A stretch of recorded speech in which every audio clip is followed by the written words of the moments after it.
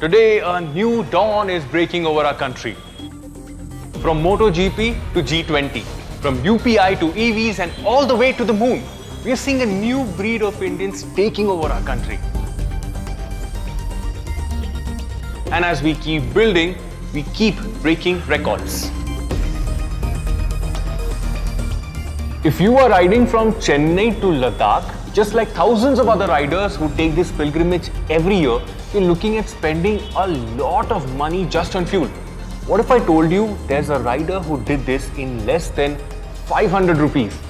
Meet Mr. Bala and his Ultraviolette F77 Recon, India's fastest electric motorcycle.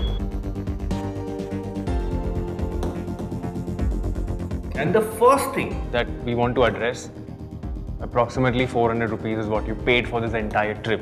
Yeah. Is that even possible? Or how is that possible? Actually, if you calculate the whole trip for 22 days, it would be around 4,400 rupees. And if you go for fuel engines, that would cost like around 25,000 to 30,000 for sure. In my case, the community came forward. Nice. So they helped me like anything.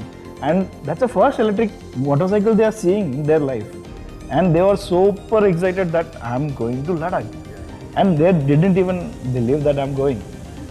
Then said, let me host you. Please take it, charge it.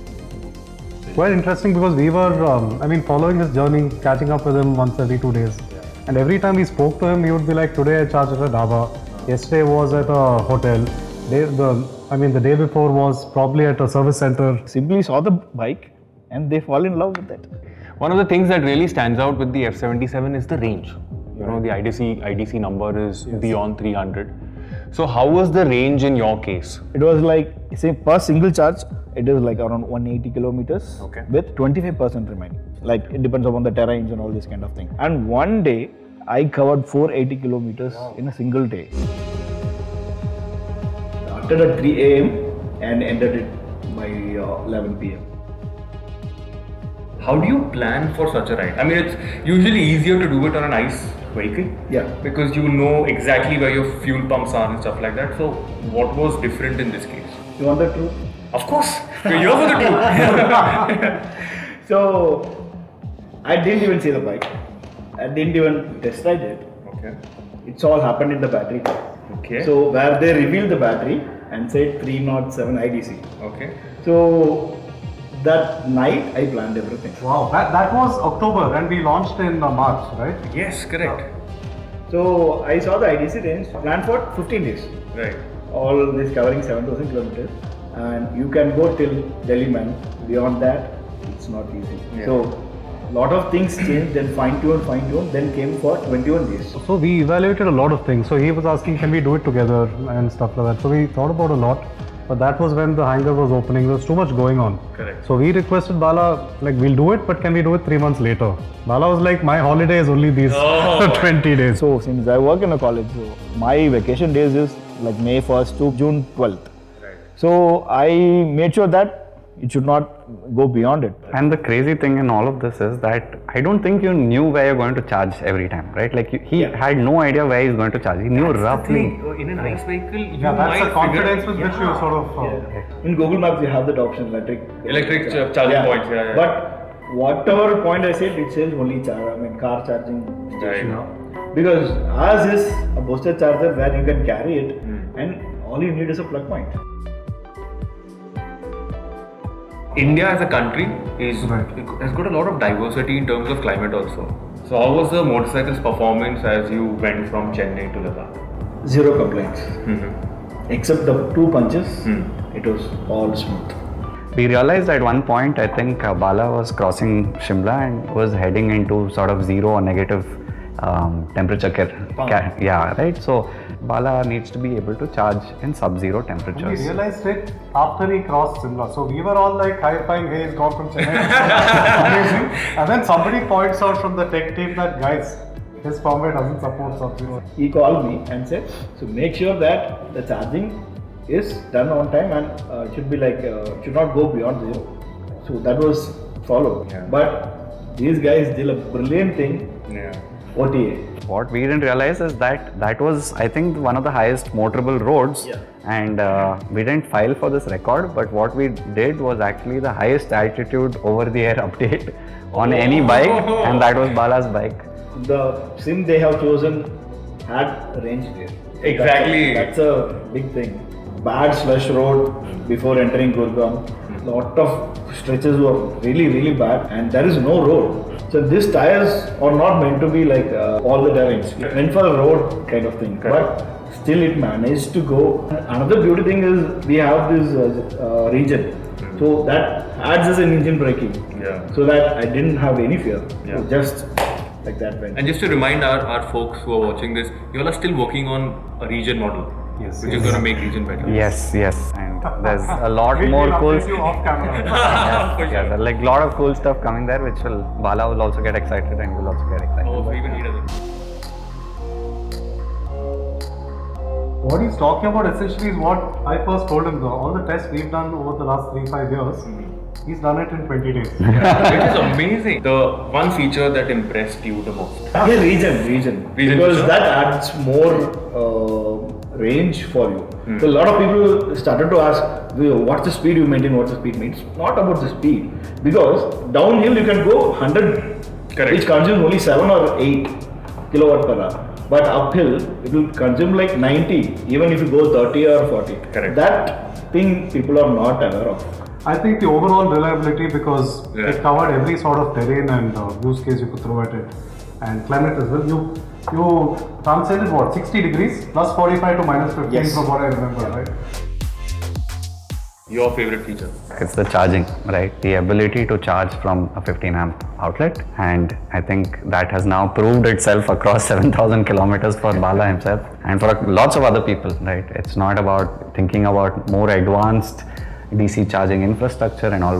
With what is available today in India, how do we make the best happen? Yes. Yeah. Okay, so as a rider, you have obviously transitioned from an ICE vehicle to electric. Yeah. How is this different, apart from the charging and the range and all of that?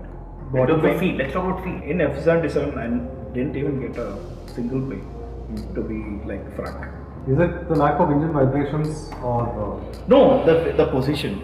The first thing, it has a good position. I think comfort is one of the key aspects of touring. Exactly. So ergonomics played a huge role in terms of how you cover the distance. Yes, because the position where you can easily like grab your vehicle, and I carried 55 kgs behind. Yeah. So still the performance was good. How was the ride quality with 55 kilos at the back? Yeah, it's good because I didn't even adjust whatever they gave. I just took the bike as it is. Even I didn't notice. the pannier stays as well, Yeah, but I don't okay. think he used them. He loaded up the tail section of the bike with the Okay. Were you guys surprised when you get so much data out of it? His qualitative feedback, he's not like from Ultraviolette, right? Here is Bala taking on something which is very, very adventurous, which no one has done before, which no one really has the guts to do. Right? Yeah. What is the thought process before you actually start a long ride? One, because you're doing it on an electric motorcycle. Second, because you've never done such a ride and you've never been to that part of the country. So what's the thought process?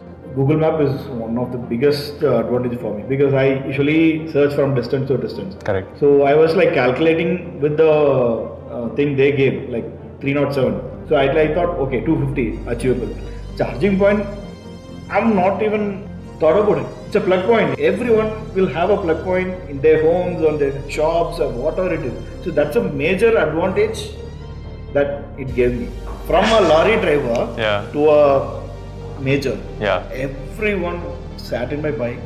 They experienced that. What was their first reaction? They searched for a tank. Okay. They thought it's a IC engine vehicle. Okay. These are the good bits, right? So apart from the punctures, any other challenges? No, nothing. I have to like wait for the charging time. So that was an advantage for me because you could rest. Yes, exactly. So I had a good resting time so that the next leg was ekdam. So finished. what we heard from him was charging was not predictable. Correct. It depends on the quality of the power there as well.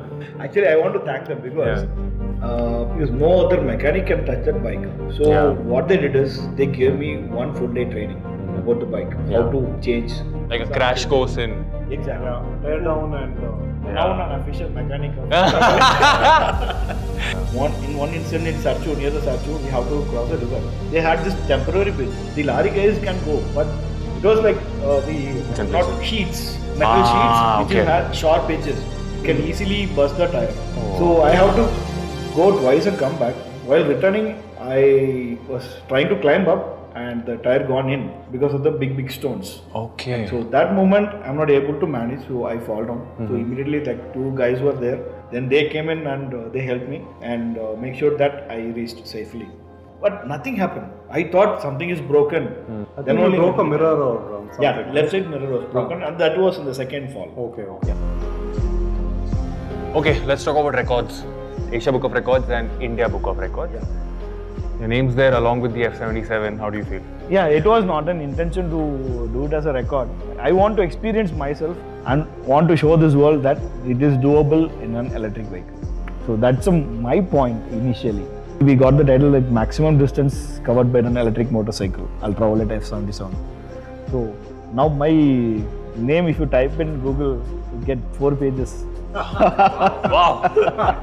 Awesome. So that's credits I got because of Ultraviolette. And were you guys also thinking about a record, or it was maybe something that happened afterwards? No, it was initiated by Bala himself. I think we had thought about it from various other perspectives of showcasing capability, but super glad that it was organic through one of our community members. And awesome. So the official record is the maximum distance covered by an electric motorcycle in India. The unofficial record is highest OT update. That's the unofficial record.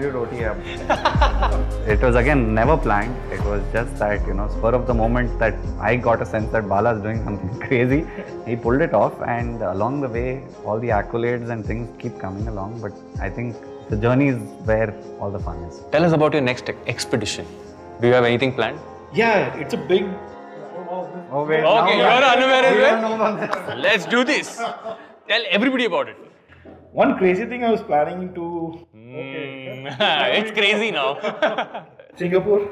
Okay. Beyond that, because that's one of the longest road we have. Yeah. So maybe with Ultraviolette. Oh, interesting. Okay, I didn't even know you can. Okay. So after this gets done, you all maybe can catch up on some notes. Yes. I'm already thinking of connectivity and a bunch of other things that we need to have in place. Awesome. And lastly, you guys, as a brand, as a manufacturer, any final message? Any hint of any upcoming product? I think we spoke, right? 3-4 bikes. I've had about 4-5 bikes. So we ourselves have gone through that transition, and we know where the pros and cons of what form of technology are. Like Bala said, of course, touring will be a challenge from a pure infra point of view, but there is a huge community now to sort of get together and make up for that. Sure. And I mean, if all you need is a 3-pin plug point, then I think you are sort of good to go. I think the next loop is to see how we could put structure to this. Perhaps if I'm visiting you and I'm drawing power from you, can there be a mechanism of accountability of energy and a transaction involved as well? These are very much possible. Thank you so much for doing this. It was a really nice conversation, some really cool stories, and I think on behalf of PowerDrift and the entire community, we wish you very good luck with Singapore. Thank you.